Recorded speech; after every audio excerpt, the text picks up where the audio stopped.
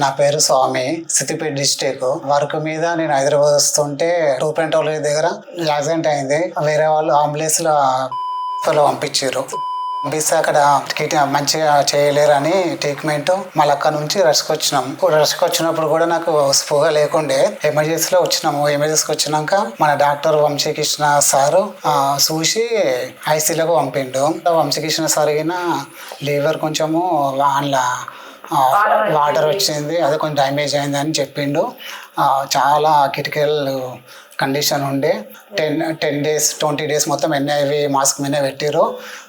ఐసీలో చాలా బాగా చూసుకోరు. మన Vinay sir, Amar sir, Kadir sir, Vamsikrishna sir అందరు చాలా బాగా చూసుకోరు. ఐసీలో 10 నుంచి 20 days ఐసీలో ఉన్నా. అక్కడ నుంచి జనరల్ వాళ్ళు షిఫ్ట్ చేసి 2 days అయింది. ఇక్కడ నుంచి ఈరోజు డిశ్చార్జ్ అని చెప్పారు. ఇప్పుడు నా హెల్త్ మొత్తం సెట్ అయిపోయింది, హ్యాపీగా ఉన్నా.